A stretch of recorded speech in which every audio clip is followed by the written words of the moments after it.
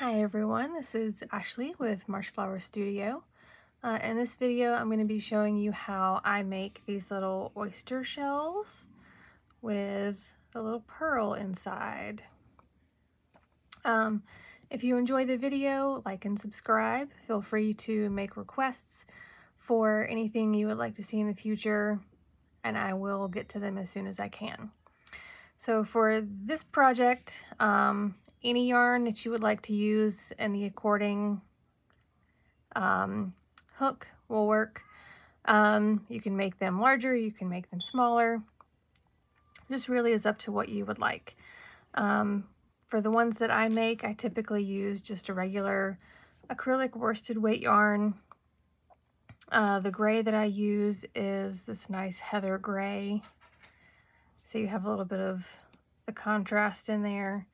And then I use this white yarn that has a metallic, almost iridescent thread. It's kind of hard to see in the video, but it makes the insides of my little oyster shells have a little iridescent sparkle to them. So to get started, I'm going to work the inside first, because it is a little more simple than the outside. So we're going to make our magic circle. We have 6 single crochets in our magic circle. 1, 2, 3, 4, 5, and 6. We'll pull that tight. Then our next row is going to be a regular increase row out to 12. So an increase in each stitch. 1 and 2. 3 and 4. 5 and 6. 7 and 8. 9 and 10,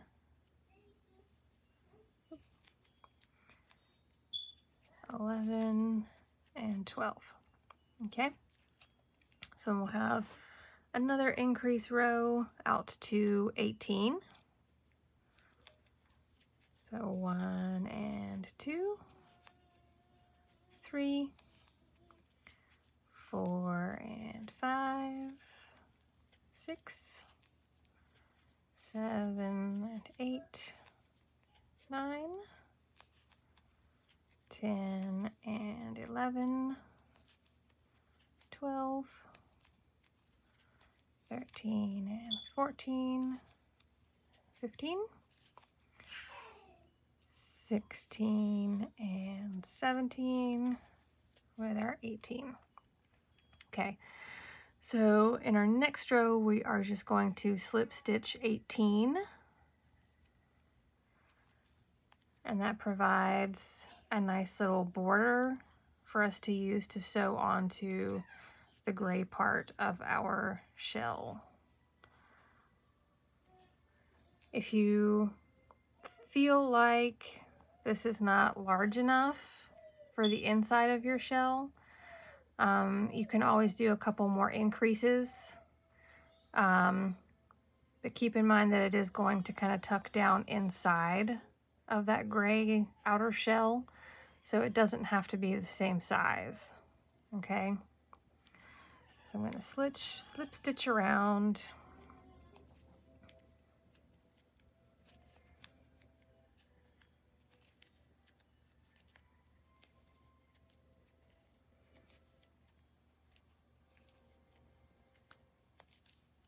All the way back to where I started.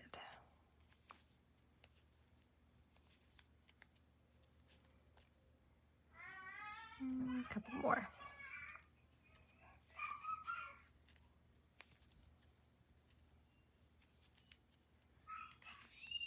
Okay, so that's going to work for me for right now. Oh goodness, tiny tornadoes for my background noise. All right, I'm going to cut off a tail because I'm going to use this to sew my inside to the gray part once that is finished. So pull this through. And we can set that to the side for a minute. And then for the outer shell, I'll flip these over so you can see these a little bit better.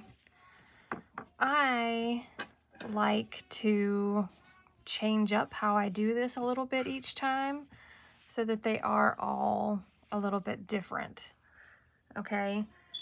And the way that I do that is I alternate between using single crochets and half double crochets. And I also will alternate between using front loop, back loop, and then in those half doubles, sometimes I use that third loop that's kind of tucked on that outside so that you get this really more pronounced raised edge, okay? But you can see all of these are a little bit different. They've got a little bit different texture to them.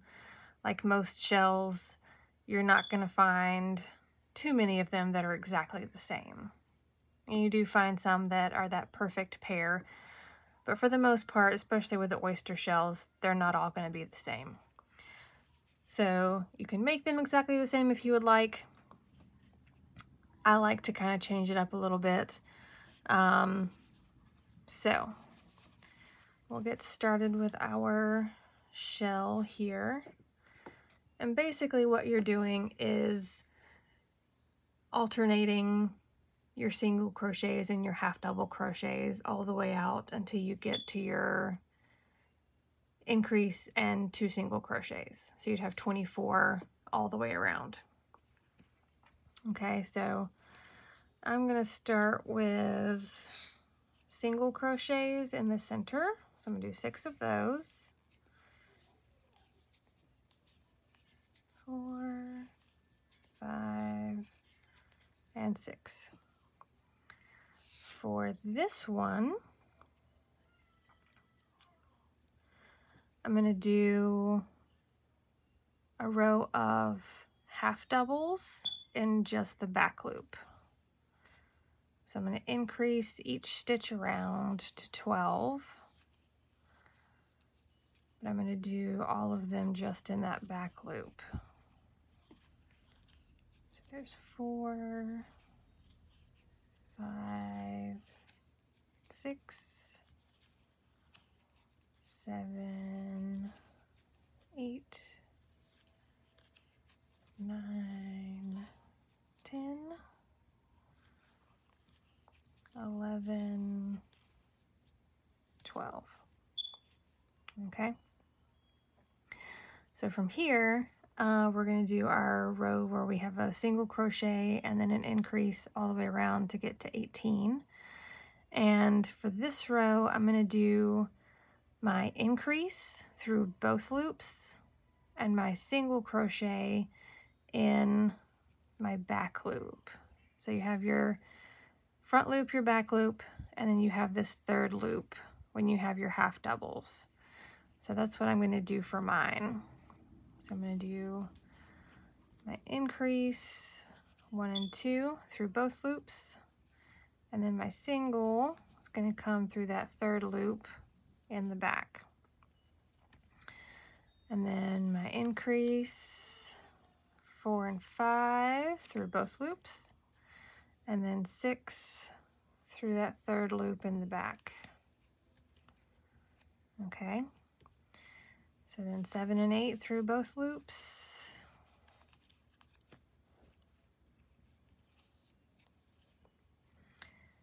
And then 9 through that third loop in the back. 10 and 11 through both loops. And then 12 through the third loop in the back. 13 and 14 through both. 15 through the back, 16 and 17 through both, and then 18 through that third loop. Okay, so you can kind of see a little bit of the difference in texture that you get when you start doing it that way, which I think is kind of cool. Oyster shells typically have lots of little bumps and ridges on them, so I feel like this gives it a lot more of a realistic kind of look, even though it's made out of yarn. Okay, so our last row is going to be an increase and 2 singles, and I think I'm just going to do single crochets in the back loop for this row. So I'm going to do my increase 1 and 2, and then 3, 4, 5 and 6, 7, 8, oops, 9, 10, 11, 12, 13, 14, 15, 16, 17, 18, 19, 20, 21, 22, 23, 24. Okay. From this point, I'm going to do, we'll say 4 half double crochets.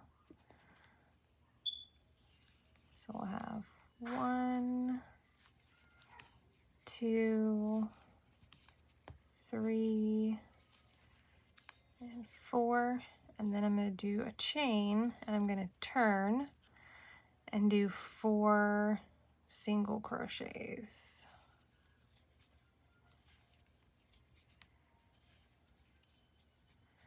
And that kind of gives you, I'm going to pull through, it gives you that little edge where the shells will connect on that one side.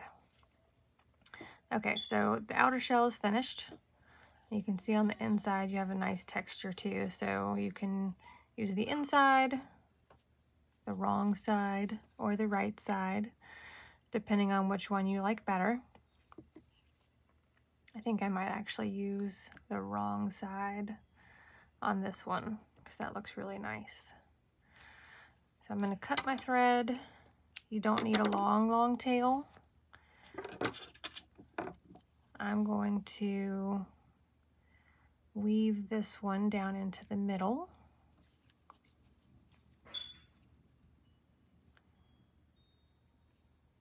Just tuck it through some of these loops to where it's into the middle of your shell. It doesn't have to be all the way to the center. I like to tie a square knot in my threads like this, and then we'll trim that off with about 1 inch left to hang. So, oh, I forgot I was going to make this the outside. I think that's going to be okay still. I'm going to take one of my smaller hooks and pull these little yarn tails through just to make sure they don't pop back out. I will tie them again.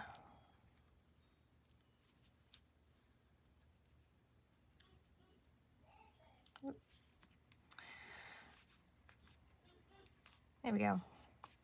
So we'll tuck that in there. We'll take the center that we made a minute ago, pop that right on.